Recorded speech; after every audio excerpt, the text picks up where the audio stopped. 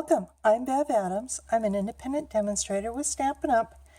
I thought I'd show you this very cute card. This card uses Cookie Cutter Christmas and the Cookie Cutter Builder Punch, and you can get these two in a bundle. It's got a fancy fold called the Step card. Don't worry about trying to keep track of all the measurements. You can come to my website, bevadams.com, and print out the directions. You're going to use a 4 1/4 by 11, so it's a half a sheet. This is real red. And I'm coming over to 1 inch on this side. And I'm using the cutting blade. And there's markers here on this arm. And I'm going from 4 1/2 down to 10. And I don't know, I think 10 might be out of the camera range. Then I'm going to put this side at 1 inch. So I'm going from 4 1/2 to 10 again. Then I'm going to turn so that the more solid piece is on my measurements. Put this at 4 1/2. This is the scoring blade, the lighter. Goes from 1 inch to the top and from 3 1/4 to the bottom. Slide it over to 5 1/2 and go from 1 inch to 3 1/4. So this time we're getting that middle section. And I'm going to slide this to 9 inches using the scoring blade from the edge to 1 inch and from 3 1/4 to the end. And then measure over to 10 inches over here and from the edge to 1 inch and 3 1/4 to the edge. On my diagrams, I've marked which ones are mountain folds and valley folds, but really you have, this is a mountain fold, and if you get that far, you really it kind of automatically does the folds you need, so you just need to crease them. I want to use some Designer Series paper here. I'm using Candy Cane Lane from the holiday catalog.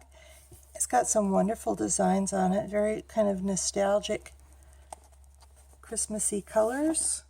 On the other side, for the most part, there's smaller designs, and this is the one I'm using.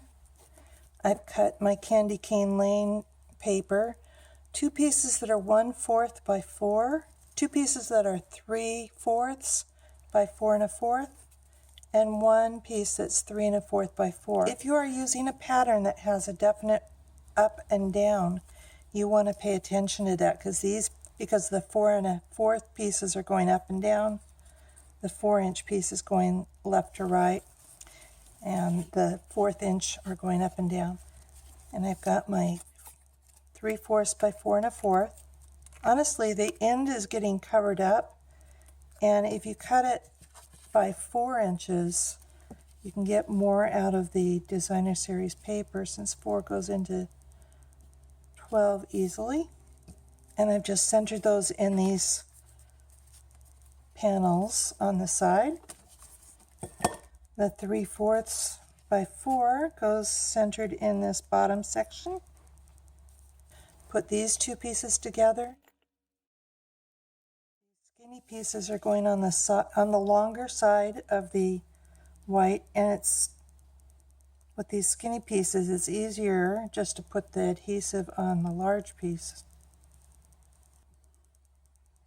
And if you wanted to, you could leave a little bit of a white showing just to call your attention to that. And this goes inside the card. You might be wondering where I got that wonderful striped sparkly paper. I made it myself with some Whisper White cardstock and the seasonal decorative masks. You get 4 masks. There's the stripe.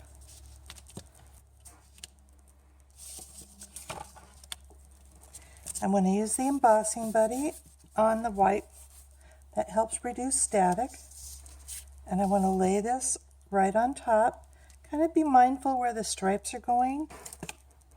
And I'm using one of our new foam brayers. You get 4 rollers and you can replace these. and you get 2 handles, so they are quite reasonable. And I'm inking with Versamark. And I do not want this to move. So I'm trying to hold it all pretty steady. That off. And I'm going to sprinkle this real red glitter embossing powder. It works just like our regular embossing powder, but it comes with glitter in it, and it's wonderful. Just like our regular embossing, it goes a long way. You can pour all the extra back in the tub. Then you use the heat tool. You do need to be a little bit careful not to overheat it. As it's heating, I can see it's sparkling, and then it kind of stops shimmering.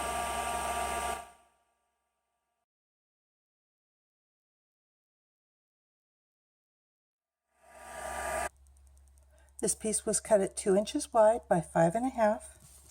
So I'm just going to put it in the scallop tag topper punch and the triple banner punch on the bottom.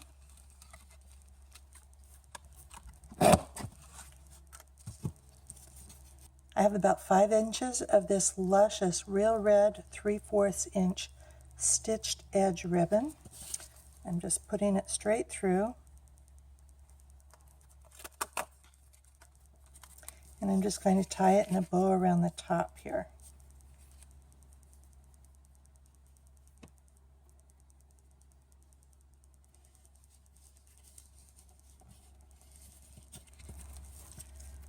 I do want to tie it tight, so I'm going to tie it as tight as I can.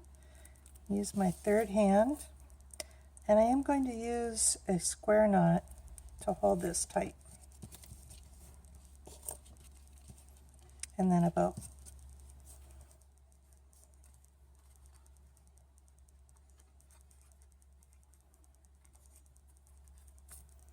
And this is going to go on the front of my card. You might want to use glue dots for that so that this can be used as a bookmark. Totally up to you.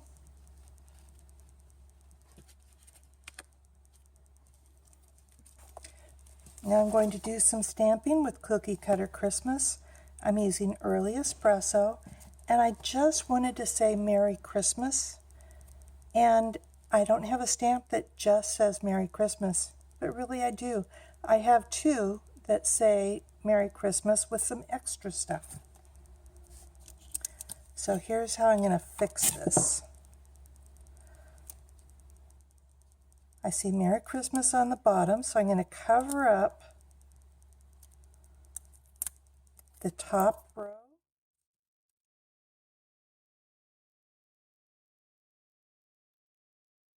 I just want to show Merry Christmas, so I'm covering up Have Yourself a Berry and leaving Merry Christmas. This is just regular clear tape. And I want to ink up my stamp and then pull this off without getting ink all over. Put this in the trash and then stamp Merry Christmas. Use the classic label punch to punch that out.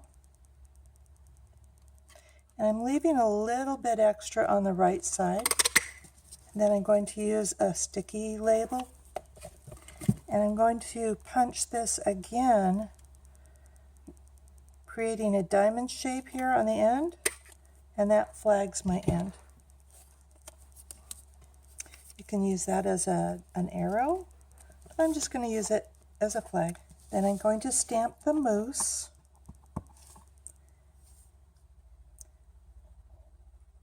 On one side. If you're stamping the moose this way, you need to pay attention to which way the punch is, because it's actually upside down.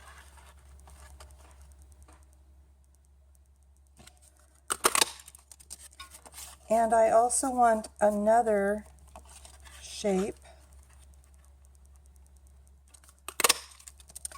While I was doing my Versamark and glitter, I should have paid attention. I should have remembered. I want to take a piece of scrap Real Red and just dunk it in the Versamark. Cover that with glimmer. I have another skinny strip of Early Espresso, and I just want to put just like quarter inch into the toes of the gingerbread, and one toe of the gingerbread, probably about that same size. Then I want to snip this gingerbread apart. If you're easily hurt, please don't look as I behead the little gingerbread man.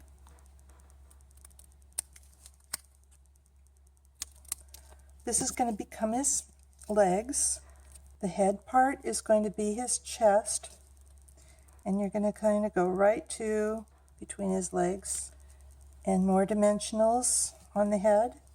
And this is actually his head, and you can kind of tip his head at a little jaunty angle if you like. Then a tiny bit of glue on his nose and his toes. And I'm turning this over so the flat side is down.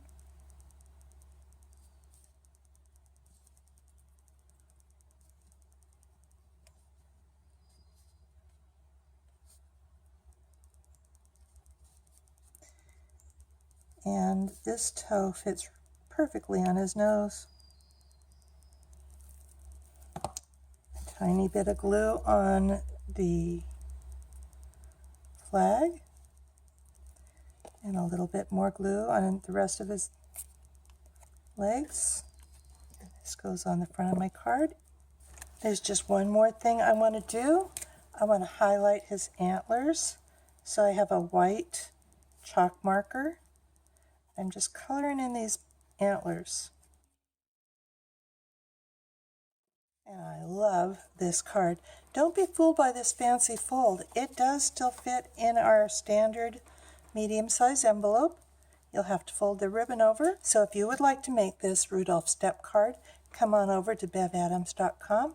I'll have the directions for you and a link for all the products that you'll need for this project. Talk to you soon. Bye.